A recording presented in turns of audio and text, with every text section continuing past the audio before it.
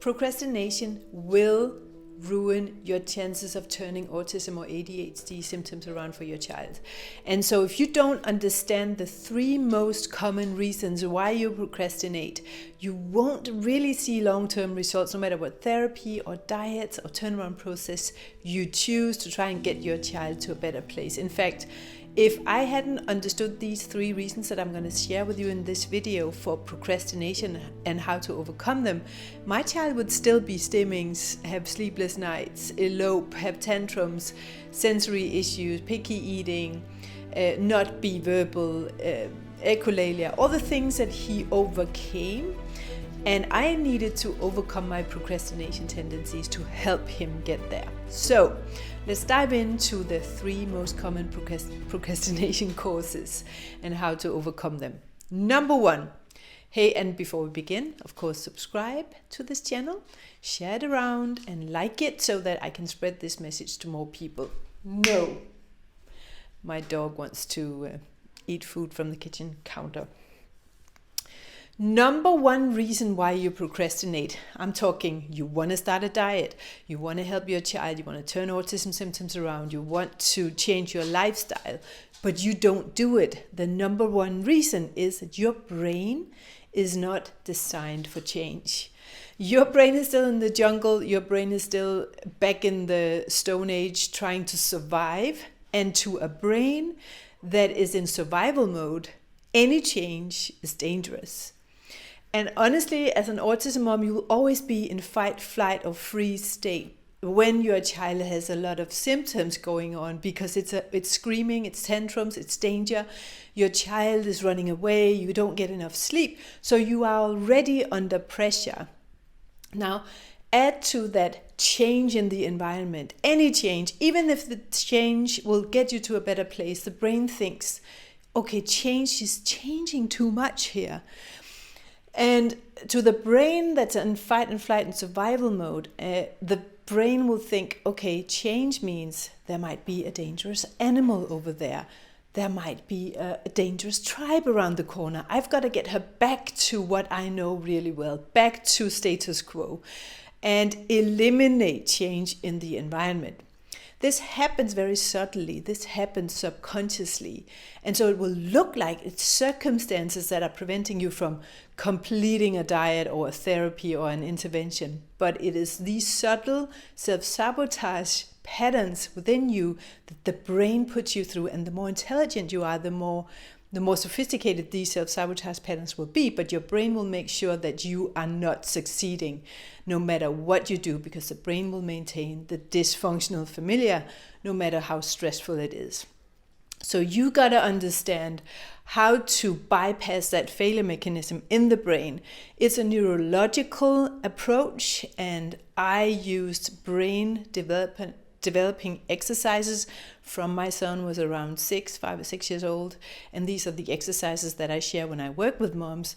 You cannot change the brain without changing it neurologically to allow change and bypass that failure mechanism. So that's reason number 1. Reason number 2 is that most autism moms and children with autism and children with hyperactivity, ADHD, are also undermethylated. This means that the activation of and suppression of neurotransmitters, it doesn't work the way that it should. Neurotransmitters, enzymes, and hormones are impaired. The activation of those are impaired because of undermethylation. 98% of children with autism are also undermethylated. Most practitioners, even the Walsh-trained practitioners, and the functional medical practitioners, they have a lot of missing links and gaps when it comes to understanding undermethylation. And no, it does not have anything to do with MTHFR deletion or anything like that. But we are undermethylated people, which means that we are low in dopamine. Now, dopamine is what we need to have drive, to complete, to go out and conquer, to finish things, to be motivated, to have joy. And so when we're low in dopamine, we also tend to procrastinate a lot. In order to fix that, we need to have a great baseline of dopamine. Now, many of the things that also turned symptoms around for my child also were things that actually give you a great baseline for dopamine. And some of the changes is that you need good sleep, you need to eat right, you need a time to go to bed that is consistent every day, you need exercise, you need to live the life that God designed us to do, more connected to the circadian rhythm and to nature. So that's reason number 2. The third most common reason why we procrastinate and never get things done, and the reason why I see a lot of moms who know that I turned my son's autism symptoms around, and they know that they can come to me and get the help that they need to copy that strategy to find that unique triggers for their children and the unique pathway out of those symptoms, they don't do it.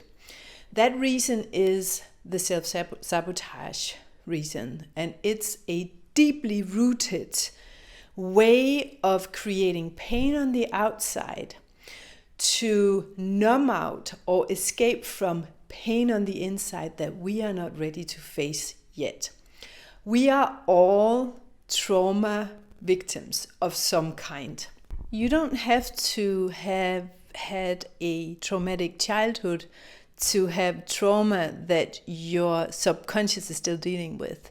It might be that your parents didn't pick you up when you were screaming. It might be that you felt insecure because of their arguments. It might be something you don't even remember. But there's a trauma inside you that is painful, that you don't want to re-experience. So the amygdala in the brain will always try to protect you from re-experiencing uncomfortable situations and trauma. And so the way that we do that is not super practical, but the way that we do that is that the brain tries to move you away from that trauma, that pain.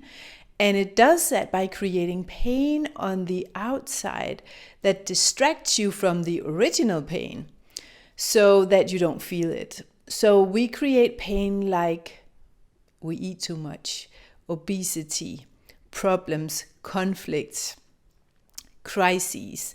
In my case, when my child was severely autistic, I created pain by feeding him crappy foods, by drinking red wine, eating crappy foods, not move my body, stay in the city, and created a lot of pain in my family, in his behavior, in my own body, a pain body, to distract from the trauma that I was not ready to face, which was childhood abuse, feeling excluded from my family, not loved by my mother. And so you will have similar, probably not as serious, or maybe they will be, it can be sexual abuse, it can be other things, but there's some type of pain on the inside that you don't want to feel yet, that you're not ready to face and heal yet. And until you are ready to face and heal it, you will be creating pain on the outside. Most of us create pain on the outside by creating ill health, bad lifestyles, chaos and arguments in the family. We don't do that because we're evil or stupid or ignorant. We do it out of survival.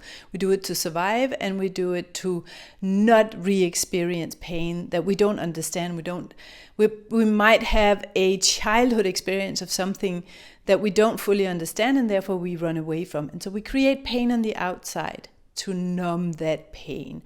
And so what I do, I work with moms to prepare them to go back and revisit and heal that old trauma so that it doesn't control us and force us to create more pain on the outside. It can actually force us to maintain status quo when it comes to chaos and symptoms and sleepless nights subconsciously. So it's really important to heal our trauma and our self-sabotage patterns in order to help our children.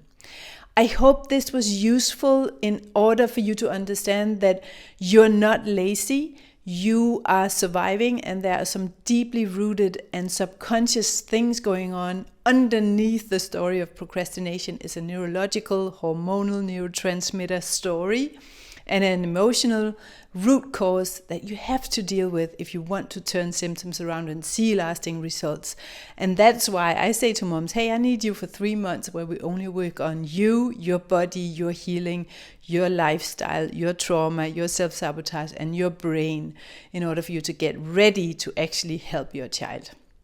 So if you liked this video, I hope you will subscribe to the channel and like it, and stay tuned for the next one here on this channel, because this is the type of content I put out. I like to help other moms achieve the same type of changes that I did with my son when he was diagnosed when he was 4, and lost all his symptoms between the age of 4 and 8 in 2004, between 2004 and 2008. You can also read more at barefootautismwarriors.com, which is my website. Thank you for watching, and thank you for being interested in changing things instead of maintaining status quo.